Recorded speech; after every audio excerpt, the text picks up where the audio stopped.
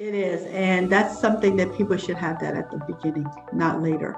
Yeah. Because you could meet it going down a road of an idea, and then 6 months later, and you're like, wow, that was such a big mistake because I didn't think about these things. I didn't think about the legal. I didn't think about the financial, all these components. You just wasted 6 months.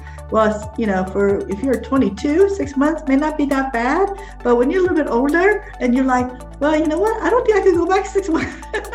Welcome to the Building to Scale podcast, where we bring real entrepreneur stories that showcase the challenges and successes in building and scaling an entrepreneurial business. Our host, Jeff Chastain, is a business transformation coach with Admentis, where he coaches business leaders and their teams with a proven set of principles and tools, helping them gain clarity in and get more of what they want from their business. Make sure to stick around until the end of the show, and we will reveal how you can become our next guest. Hello, everybody. Jeff Chastain here with the Building to Scale podcast, where I get the opportunity really to introduce and speak with entrepreneurial business leaders and influencers, hearing their stories of both challenges and successes as they've grown and scaled their business. Today, I have with me Uni Rosales Yost of 13 Roots. So, Uni, first off, welcome to the show, and thank you for taking a bit out of your day here to join us. Oh, thank you so much for the invite. I'm excited to be here. Oh, glad to have you. So we've been talking already, and I've already love your story and love some of the stuff you're coming out with. So we're going to have to kind of rewind a little bit on that and make sure we can share that with everybody else. Yeah. But so tell us a little bit more about your current role and where 13 Roots is going. Okay, sure. Absolutely. 13 Root is our tech company that we built actually right after we built GoAskJay. So we decided to create a core company that just focused only on technology and created the distribution, platform like the GoAskJay and all benefits, HQ and goes on and on and on. And so it's exciting, and I get to be back in tech again. I mean, I left it, for insurance, and now I can do both. So it's kind of fun and exciting again. No, that's all, and I think that's really the key with most entrepreneurial journeys is finding out what you're passionate about, because that's we glorify the startup days, but the reality is it's a grind to sit there and go through that. So if you don't have the passion for it, then that makes it that much worse. Oh, absolutely. I see why. There's very little amount or little number of women in the tech space or who is doing a startup in the tech space, because it is a grind. I mean, you have to have the strength to get up every morning and be passionate, excited, not just for yourself, but you have to be excited for all your staff, your employees, your vendors, your investors. Yeah. So, yeah. And you have to have the skill, that you have the passion that you want to change the world. And that's the other passion that you have to have. So tell us a little bit more about yourself here. Were you the stereotypical kind of Girl Scout selling cookies kind of thing on early days entrepreneur, or did you kind of fall into this? How did you get into this? Actually, I've been in tech for a long, long time. I started about, I think around year 2000, a little bit before 2000. So I've been in tech for about 15 plus years. I left it to go into the insurance. Now insurance is about 10 years. So I'm still 25. Always, yep. Always, 25. But actually, when I was much younger, I was planning to be a doctor. That was my goal. I, majored in biology to be a doctor. And then later on decided that, wow, what a long, long, long journey. And I don't think I have the capacity for it. So I changed my career into finance, which is, I have a degree in accounting, which led me into a tech company, working for it. And I just fell in love with it. It gave me that creativity that, I could use to solve problems. I'm a problem solver. I just want to fix things, walking down Walmart aisle and go, they really need to move the shelves around here and there, So I'm one of those people that want to fix things, so technology is a way for it to do that. But then, of course, you can't use technology only to fix things, because that's not, humanly possible.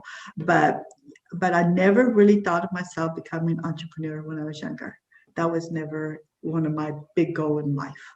But I think I just fell into it when my parents were a small business owner. I started working with them and just, following their dream and being part of it. It was hard. super hard.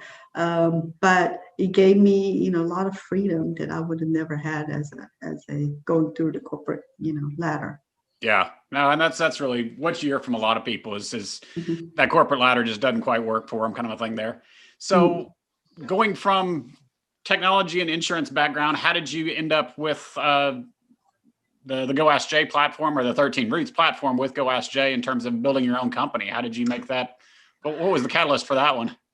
Actually, I was trying to solve my own problem, since I own insurance agencies and I wanted to scale and I wanted to do so many things for the customer and be available to them 24/7. And I could not do it. And I couldn't expand beyond the X number of customers because it's so brick and mortar.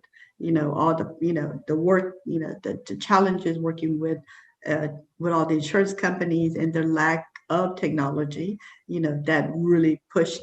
And at the same time, I'm like, I have to make a decision. Do I continue to build the, brick and mortar, or what is out there? And luckily, Insurtech and Fintech start to take off, which means technology is driving, conversions or disruption in the insurance space. You no longer need to have an agent to buy rental policy or auto policy and so forth. So looking at that, I'm like, wow, this is the answer. I want to do this. So it took a while to come up with the concept of GoAskJay. And I started that first, which is to create a marketplace very similar to Amazon and go, how can I bring all these innovative, disruptive product into one space that people can go and, have access to these products, directly. And that's how we evolved from that to where we want to scale. And then we decided, and then I started working on how do I get this thing distributed? That's the other part, right? So fun to build things. And then you're like, how do I get customers? Yeah. So I started researching into all the big companies. You're talking about the Ubers, you're talking about Matchstock. When you're sitting right in the middle between two parties, right? The customer and products. And so how do they bring it? It's the chicken and the egg, right? Do I bring the product first and wait for the customer, or how do I, the challenges? So, looking through many, case studies and studies of it, I came out with the idea you have to do both Yeah. all at the same time. And the challenge is which one comes first, and so that's what I, with the studies of like the Uber models or the Match.coms or even Amazon. I mean, he started with selling a book, and people thought he was crazy. Who would buy book online in 1999, right? And so, but then, he saw the future of what it can be. And so he started with a single product and then evolved and, continued. And people, forget, because we're so used to shopping on Amazon, that it took over 25 years for the success of the company, to build and sustain and grow and evolve as they go.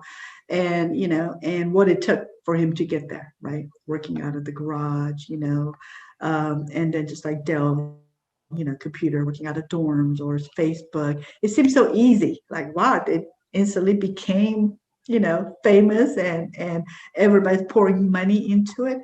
But, that is the other side of the startup, right? The ones who make it, out of that 1.1% of all the startups in the world. And then you have the 99% or, that's starting and struggling because, one, you don't have a tech founder, right? If you're going to build a tech company, you have to have tech founder.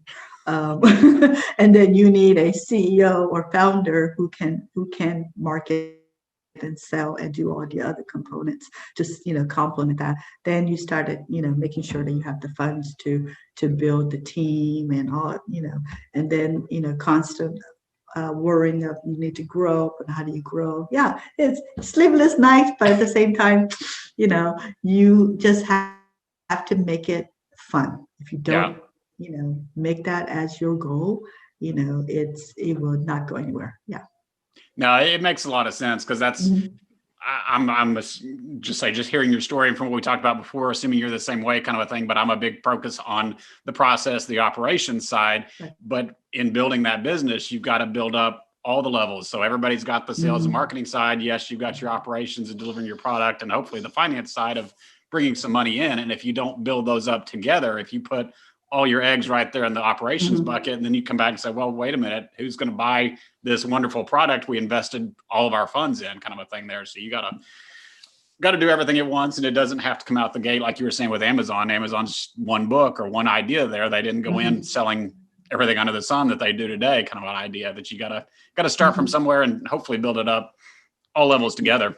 Yeah, absolutely. And that's something that, even investors are looking for as well. I mean, they're looking for some of the traction. It sounds so fun whenever you read articles of, oh, so-and-so got, 50 million or 100 million.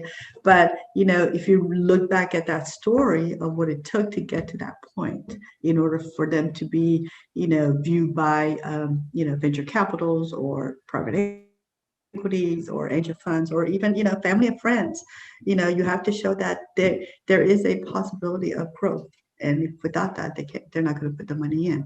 And so, but going back to the GoAskJay side of it, we built the platform where the products are going directly to the consumer. And then now we just launched another platform that goes directly to advisors and brokers and agents.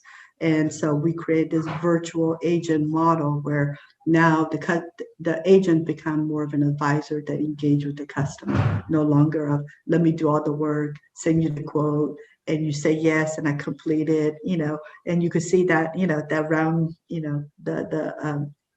the cycle, and people are never engaged in what they're purchasing. They're just told what to do.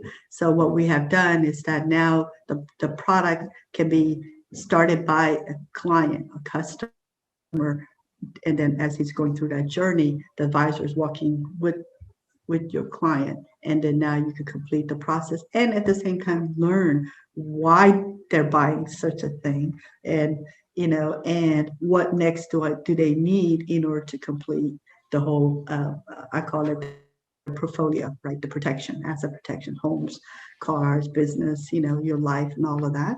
And then after that, the advisor can move you into, hey, you have a business, how are you going to grow it? Do you need capital? Do you need refinancing on your mortgage, or you're, buying another asset? So now we're moving into the fintech side of engaging when it comes to money. And so that's why it's kind of fun, because it's always evolving and changing, and all our our product partners as well as our channel distribution partners are they're like, wow, you've already built something that we need, and so now how can we engage and help you grow? Now that makes sense. So as the company's kind of grown and evolved here over time, how has your role changed or evolved with it? Have you seen changes, obviously, probably between day one and now? Oh, yes. I don't have to have 10 different job titles. Like, Yep. who am I today? Or on this phone call. So we have a great team. We have executive team. We have our own legal counsel, corporate counsel inside as well. And, when you're, startup, you don't realize how important having a legal counsel is. And because you're thinking, oh, I could just buy it on legal Zoom, I could do this, and of course you want to focus your money on creativity, products, development and marketing. But then you don't realize that legal component or the agreement that you sign can come back, to haunt you later, because you're excited. You're like, Yeah. I got my first agreement, first purchase, and you just sign it and not realizing all the caveats, the holes that can really come back to bite you. So, I used to read law agreements. Now, our attorney does that as well. And then we have a investor, and investor, he is more of a tech investor as well. That's the part that we like, because we are in AI and machine learning. So they own a big tech company that focuses on that component that really complement us as we're growing. And so that to us, that's more valuable than just money thrown, because with that money, I have to find a tech partner company to help me. And so, but our initial tech component, my co-founder is also my husband as well, and he's a tech. So, the 20 plus years of experience in tech and development, design. He's like a 10 person in one.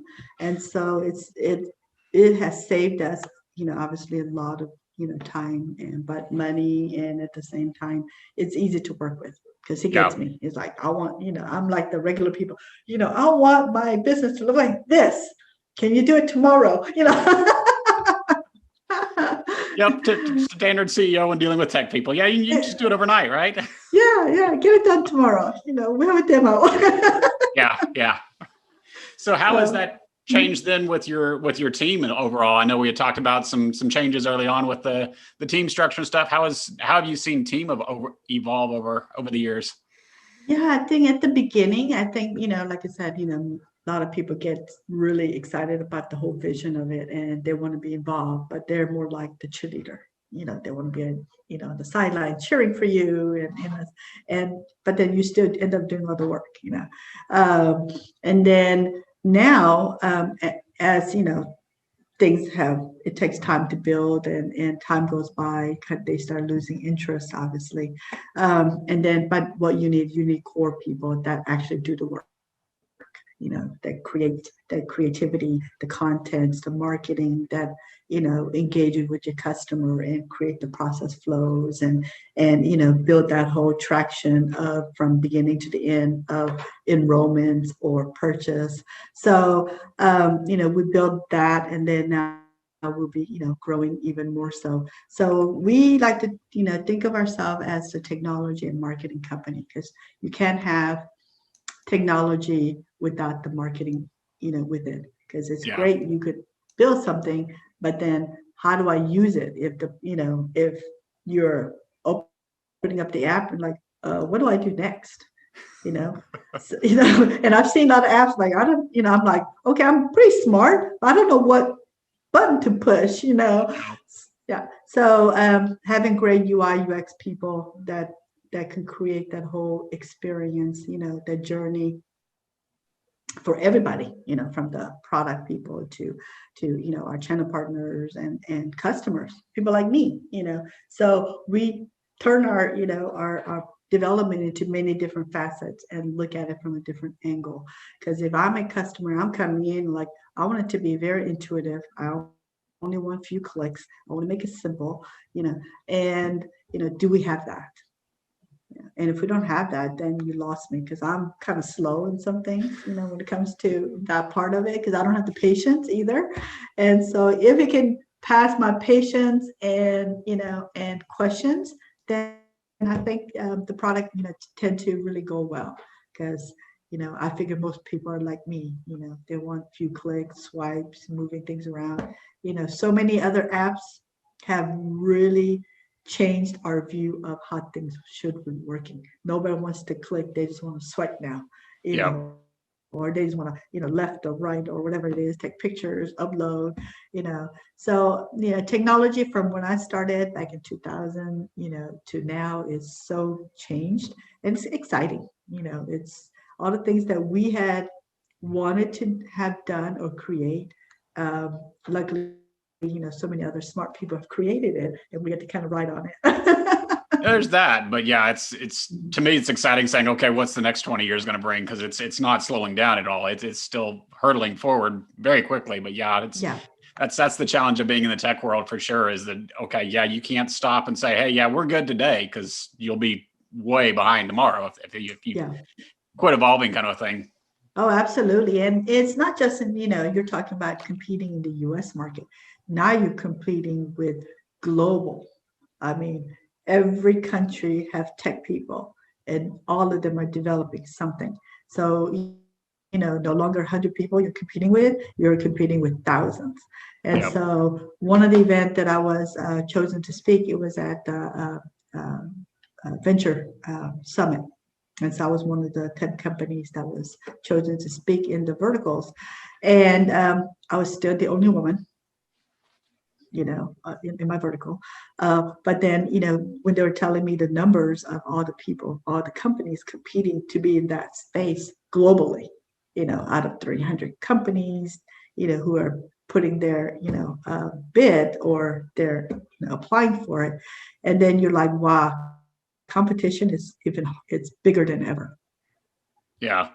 It really is. And that's, again, almost a benefit or side to the technology side is that all of a sudden with the technology, it's pretty easy to turn into a global company at this point. You've got that worldwide audience. You're not limited to, like you said early on, the geographic brick and mortar store of, hey, it's going to be a 30-mile radius around our store. Now you can have one location, effectively one app that goes full global at that point. So if you can support that, it makes it so much easier to get into that playing field. And at the same time, it ups the competition because everybody else is getting into that playing field too. Yeah, it's interesting. Even our platform right now, because I've been talking with governments out of Japan and Germany, and they're like, we don't have a platform like yours. So we built the platform in that forefront, right? I've been thinking about what would the future be, and so not only are we deploying in the U.S. and growing in the U.S. market, but knowing that we can scale, we can be placed in Europe or Asia, or whatever. And so I just had a call with Hong Kong a few days ago, and he's like, we want to develop this type of product, or platforms. And then he turned around, he's like, oh, never mind, you already built this. So how can we work on this? Because we have 30 million customers in Asia. We want to be a lot more engaging. We want our agents to be more engaging. And so, and then after that, he's like, oh, well, but, by the way, why don't you have the US and the Canadian market as well? So a platform can move to any location globally and onboard different products and engage with different cultures and so forth. So that's what, we are. And at the end of the day, am I tired? Yes. I don't get my sleep. I was gonna say, what's the end of the day? Your day here or in Asia or yeah. But I think one of the key thing is being, women founder and creating these model is that it's stage in life too, right? Because my kids are older, it's different if you have young kids and now you have to tutor at home and all these components and still run the companies. That really is adding a huge amount of challenge for a lot of women. But I think, if you want to start a tech company or founder or be an entrepreneur, you really have to look at your stage in life. At what point? And, because I started my agency when the kids were, I think, like in high school, and saying, okay, in 5 years, they will be going to college. So, which means I need to start now. And so by the time they're gone, I can scale the business or whatever I want to do. And so it's a long-term planning. It's not just, hey, you know what? I want to start my business tomorrow. If you want a longevity, right? You could do a quick, business and sell e-commerce and then, then you're out. But if you want to build a sustainable business, whatever market it is, manufacturing to, tech to, healthcare, whatever it is, it does take planning. And then making sure that, if you're married, your spouse is on board and, supporting you. And then at the same time, knowing that, you probably end up having no money for several years and maybe poor for a while. Yeah, very rarely do they turn over that quick or turn around that quick. So yeah, exactly. As much as I wanted to be in my head, thinking, wow, we could get this thing done in 6 months and we're out the door. No, 3 years later. Yep. No, I'm always that way myself. My wife always, anytime I take on a project, I say, okay, it's gonna be about twice as long as you're saying, or maybe longer. Yeah, longer. I like to be I'm optimist. Yes, go ahead. I was gonna say, so one other thing we talked on earlier, and I wanted to kind of go back to, I think I kind of get it from your personality, but say, are you the type of person that wants to dive in and solve the business challenges and stuff, that the changes in business yourself? Or are you one that turns to outside resources or turns to other resources for guidance or input, at least that way? Probably it's a combo of both. I come out with the ideas and dive in, and then, while I'm diving in, I do ask I have advisors and mentors. That's one of the key components that people have to have. I thought I didn't need it, as a startup or as a, entrepreneur. I think I could read everything, on YouTube or, read books. But in reality, people must have the advisor, coaching, all of that, because there's so many holes that you don't even think about because you're so optimistic. The rainbow is going to, you're staring at the rainbow tomorrow and everything's going to work out. And so that's the fallacy, not realizing, but having a great mentors, advisor, coaches that can really help you along that journey and go, hey, wait a minute, look for this pitfall. Don't forget this, and stuff like that. It makes a huge difference. So they have helped me find things or help me look at the same issues differently.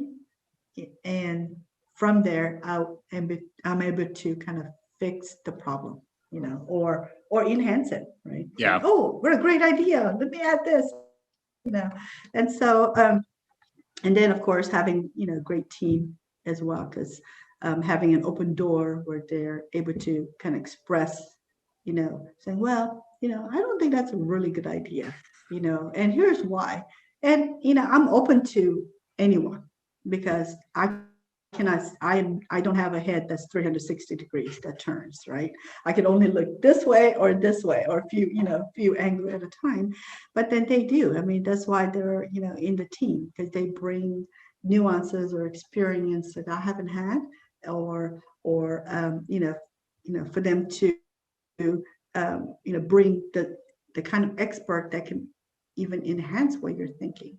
So, so the answer is both, actually. Both. Yeah. Well, in some respects, that really is the key there. But I guess the other side of it that I see a lot of times is typically the entrepreneur says, hey, I can still wrap my arms around everything, even though it's not my expertise. But the sooner you can really start handing off some of that, delegating some of that to say, hey, I need somebody else that can do the financial side for me. It's like, I'm not going to get into managing books and tracking books and taxes and stuff like that the sooner you can hand that off. Or you mentioned legal counsel early on. It's like, yeah, you can go up on the web these days and download some template agreement or something like that. But having that expertise, like you're referring to say, hey, come review this agreement before I go think it's okay, but I'm not a lawyer, so I really don't understand all the legal terms to it, and sign it, kind of a thing, can, one, get you moving a lot faster, and two, save you a lot of headache down the road, kind of a thing of, oh, we shouldn't have signed that, or, oh, we should have done that tax filing differently, kind of a thing, whatever the case may be, of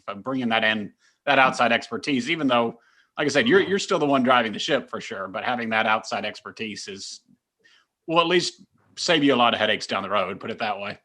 Oh, absolutely. Especially now, more than ever. You don't have to hire as a full-time. You could do a lot of fractional, like you said, fractional CTOs to, CIOs to, my CFOs, right? So all these people that can bring you that expertise in that an hour or two a week or whatever the time period can save you weeks or months of stress and headache that you found yourself in.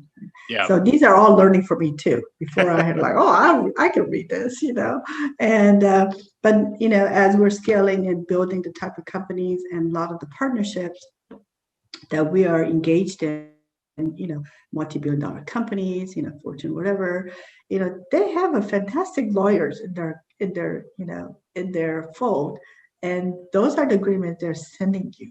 There is no way that I could, decipher.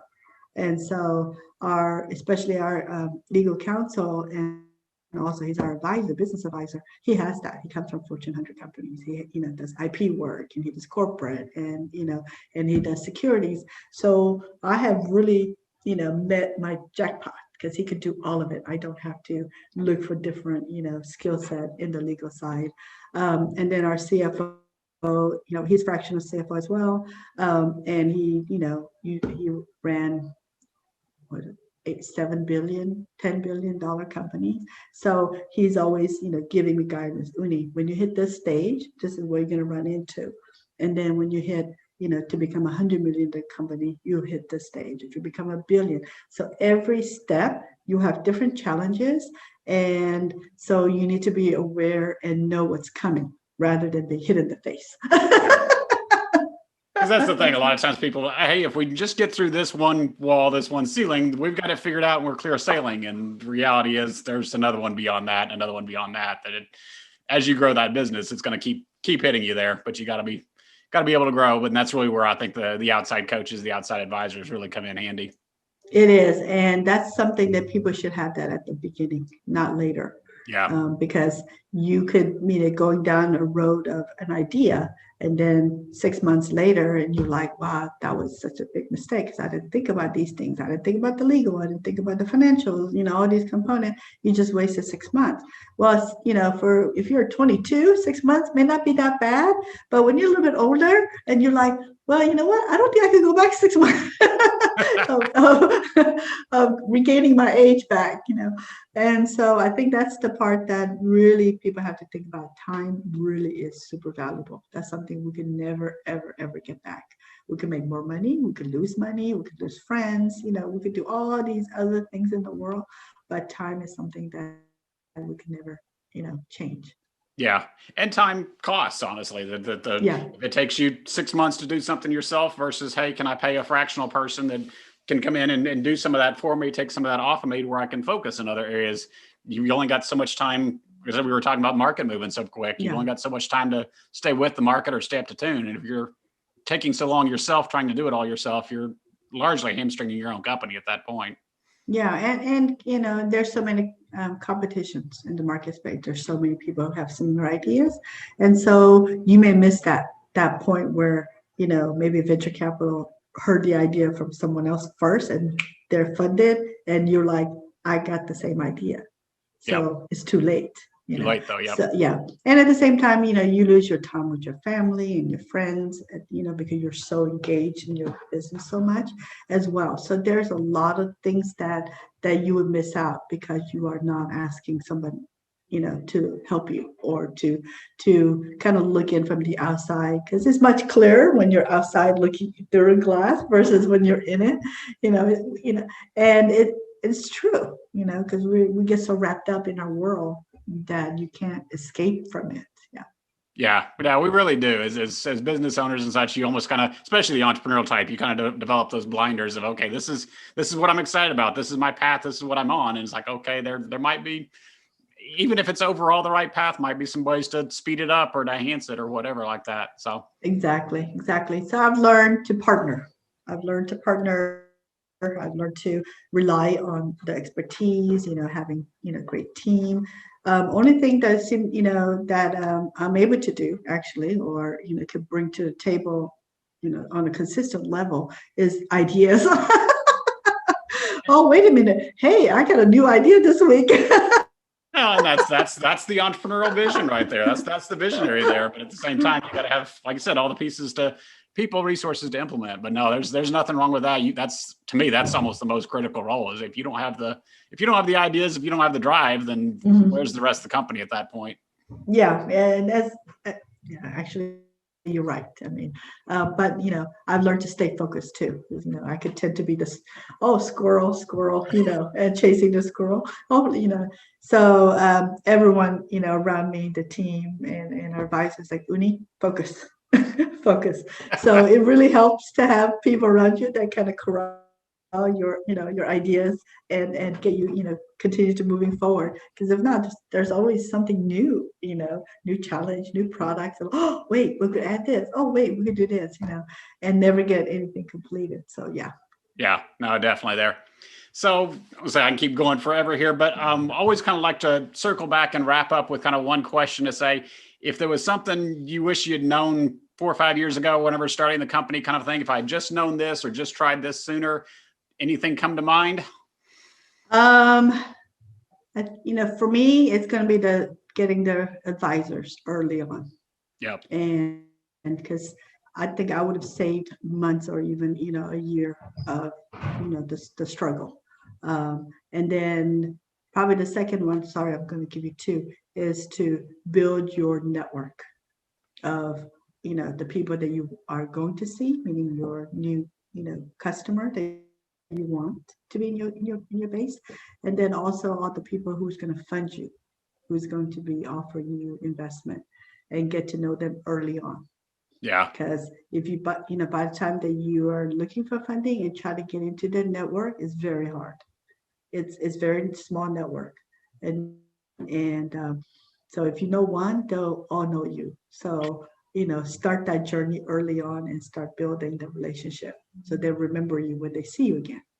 Yeah, no, both of those make a lot of sense there because even if you're not the sales type, there's still, especially early on, a sales aspect. You got to get out there, you network, you got to get out there and talk to people, make it known. Because I think you even mentioned you can build a great product, but if nobody knows about it, it's not gonna be much of a business for long at that point.